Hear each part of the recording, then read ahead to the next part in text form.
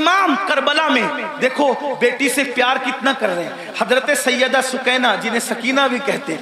اب میں جو ہے وہ تلفظات کے وہ جو ہے وہ بھول بھلیا میں آپ کو گمانا نہیں چاہتا, جو لوگ کہتے ہیں وہی کہہ کر آگے بڑھنا چاہتا ہوں. لیکن بہرحال حضرت سیدہ سکینہ کو سینے پہ سلا رہے کہ نہیں سلا رہے؟ ایک بیٹی کا مرتبہ, کربلا کے خیمے میں امام اپنی بیٹی کو سینے پہ رکھ رہے ہیں. آپ اندازہ تو فرمائیں, چچا بھتیجی کے کہنے پر فرات تک جا رہا ہے. یہ سب کیا ہے؟ بھائی اپنی بہن کے کہنے پر, امام علی اکبر رضی اللہ تبارک و تعالی اپنی بہن کے کہنے پر وہ سب کچھ کرتے نظر آ رہے ہیں, جس کو دیکھ کر کے انسان حیرت و استعجاب میں ڈوب جاتا ہے. کربلا یہ بھائیو, کربلا اب اختتام پہ سن لے ذرا سا. کربلا رشتوں کی وفا کا نام, کربلا رشتوں کو تعظیم دینے کا نام, کربلا محبتوں کا نام, کربلا احترام کا نام, کربلا تعظیم کا نام, کربلا قرآن کے تحفظ کا نام, کربلا عقیدے کی حفاظت کا نام, اور کربلا حدیث کے صحیح مفہوم کو عملی تفسیر میں پیش کرنے کا نام, کربلا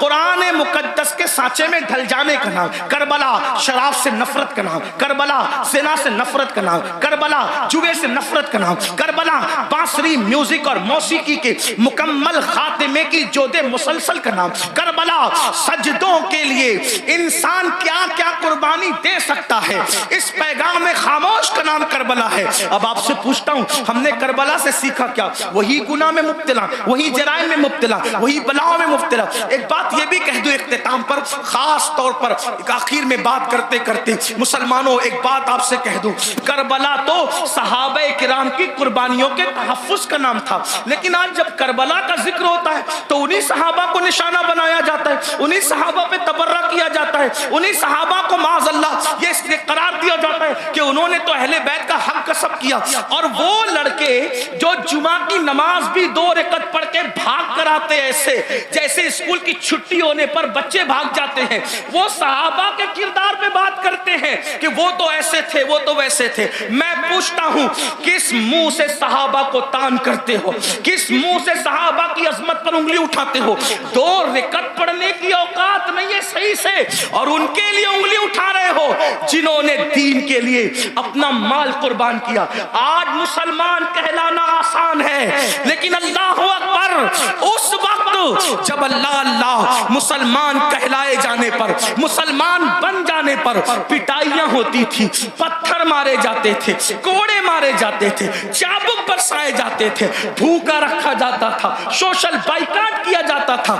صحابہ اس وقت کے مسلمان ہیں, ان کے ایمان پر یہ قوم کے لڑکے سوالیہ نشان کھڑا کریں گے جن کو طہارت کے مسائل تک نہیں پتا ہے.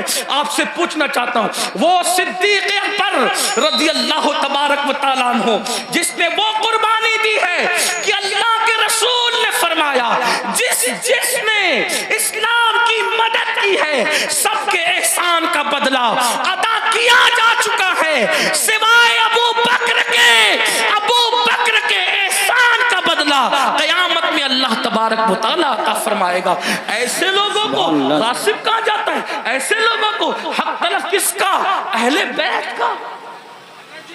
مجھے بتاؤ مسلمانوں, ذرا غور کرو, اس فاروق اعظم کے بارے میں کہا جاتا ہے کہ انہوں نے یہ کیا, یہ کیا, یہ کیا.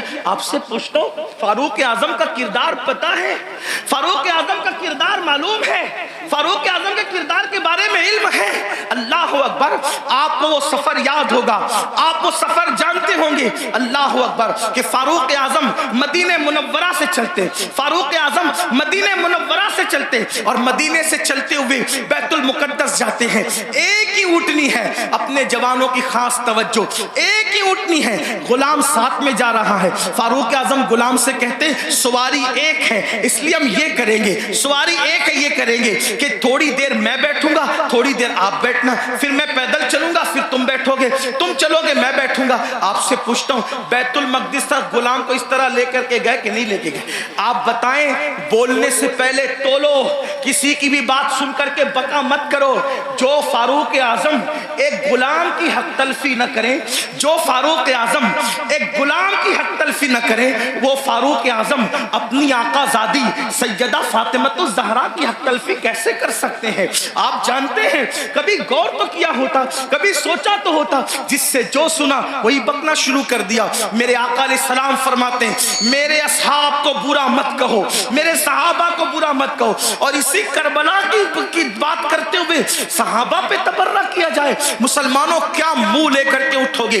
جانتے ہیں شفا شریف میں قاضی ایاز رحمت اللہ تعالی علیہ لکھتے ہیں کہ ایک شخص مر رہا تھا، اس کو موت آ رہی تھی، مرتے وقت اس کی زبان پہ کلمہ نہیں آ رہا تھا، اللہ اکبر، اس کی زبان پہ کلمہ نہیں آ رہا تھا۔ اس سے پوچھا گیا کہ تو کلمہ کیوں نہیں پڑھ پا رہا ہے؟ اس نے کہا کہ میں ابو بکر اور عمر کے گستاخوں کے ساتھ بیٹھا کرتا تھا۔ وہ گستاخ نہیں تھا بلکہ گستاخان شیخین کے ساتھ بیٹھتا تھا، اللہ اکبر۔ تو جو گستاخان شیخین کے ساتھ بیٹھے، صرف بیٹھے، مرتے وقت اس کی زبان پہ کلمہ نہیں آتا، جو گستاخی کرے اس کا کیا انجام ہوگا؟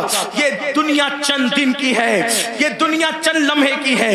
بندوں کی خوشی کے لیے اللہ کو ناراض نہ کرو، واللہ ورسولہ احق ان یرضوا، اللہ اور اس کا رسول اس بات کے زیادہ حقدار ہیں کہ ان کو راضی کیا جائے۔ آج یہ بحث چل رہی ہے کہ کون کب ایمان لایا تھا، کون کب ایمان لایا تھا۔ میں نے کہا کسی نے کبھی بھی ایمان لایا تھا، ایمان تو لایا تھا نا، حضور نے تو معاف کیا تھا نا، حضور نے تو چادر میں جگہ دی تھی نا۔ جس کو رسول اللہ امان دے دے، جس کو نبی امان دے دے، امتی کو حق کیا ہے اس کو امان سے باہر کرنے کا؟ آپ سے پوچھنا چاہتا ہوں، اس لیے مسلمانوں اپنی حیثیت میں رہو۔ اعلیٰ حضرت امام احمد رضا محدث بریلوی فتاوی رضویہ شریف میں لکھتے ہیں عالم ربانی کی توہین کرنے والا کفر تک جاتا ہے۔ جب عالم ربانی کی توہین کرنے والا کفر تک جاتا ہے، جو صحابہ کی توہین کرے، صحابہ کو گالیاں دے، یاد رکھنا اسٹیج پر کچھ بھی کہو، کمرے کی گفتگو تو اللہ سن رہا ہے، دلوں کا حال تو اللہ دیکھ رہا ہے۔ اس لیے ان کے لیے دلوں میں کینہ نہ رکھو، ان کے لیے دلوں میں عداوت نہ رکھو۔ مسلمانوں کیا بات ہے، اگر رسول اللہ اونٹ کے چمڑے کی نالین پہن لے تو ہم اس نالین کو سر پہ رکھتے ہیں۔ آخر اونٹ کا چمڑا نہ دیکھا، کیا دیکھا؟ رسول اللہ کی نسبت دیکھی۔ تو جب رسول اللہ کی نسبت کی وجہ سے اونٹ کا چمڑا سر پہ رکھا جاتا ہے، تو رسول اللہ کی نسبت کی وجہ سے اصحاب مصطفیٰ کی تعظیم کیوں نہیں کی جاتی، ان کا احترام کیوں نہیں کیا جاتا؟ لیکن ایک بات یہ بھی خیال رکھنا، ایک طبقہ وہ ہے کہ اللہ جو صحابہ کو ہلکا جان رہا ہے، صحابہ کی بیعت بھی کر رہا ہے، کمروں میں بیٹھ کر کے اپنے ماننے والوں کو ان کے خلاف کان بھر رہا ہے۔ لیکن دوسرا طبقہ وہ بھی نظر آ رہا ہے کہ جب اہل البیت پر کوئی گفتگو ہوتی ہے تو پھر اس کا منہ اترتا ہے کہ یہ اہل بیت کی فضیلت پڑھنے والا کوئی رافضی تو نہیں ہو گیا۔ ہم کہتے ہیں اللہ کے بندو، اہل بیت کی فضیلت پڑھنا رافضیت نہیں ہے، بلکہ صحابہ کی گستاخی کرنے کا نام رافضیت ہے۔ ورنہ دیکھو اللہ اکبر، ہمارے جتنے بزرگان دین ہیں سب نے کھل کھل کر، کھل کھل کر صحابہ کی عظمت بھی بیان کی اور اہل بیت کی عظمت بھی بیان کی۔ آج اگر محفل میں نعرہ حیدری لگے تو کچھ لوگوں کے چہرے یوں اترتے ہیں، ہم نے خود منبر پہ محسوس کیا، ان کے نام نہیں جانتے وہ کون لوگ ہیں، اللہ اکبر، کہ محفل میں علی کا نعرہ لگ رہا ہے، کہیں رافضیوں کی محفل تو نہیں۔ میں نے کہا یہ فکر صحابہ نہیں ہے، فکر اہل سنت نہیں ہے۔ ہماری محفلوں میں صحابہ کے ساتھ علی مرتضیٰ کا نعرہ لگتا تھا، لگتا ہے اور انشاءاللہ لگتا رہے گا، بلکہ صحابہ نے تو معیار قرار دیا ہے ایمان کا علی مرتضیٰ کو۔ فرمایا جب لوگوں میں بدعتیں پھیلنے لگی، فتنے اٹھنے لگے، تو محفلوں میں لوگ آتے تو ہم سوچتے کون اپنا اور پرایا ہے، تو جب لوگوں کو چھانٹنا چاہتے، لوگوں کو تقسیم کرنا چاہتے، اپنے اور پرائے کا فرق کیا ہے، تو ہم ذکر علی کرنے لگتے۔ علی کا ذکر سن کر جن کے چہرے کھل جاتے سمجھ جاتے ایمان والا ہے، جس کا چہرہ اتر جاتا سمجھ جاتے کہ منافق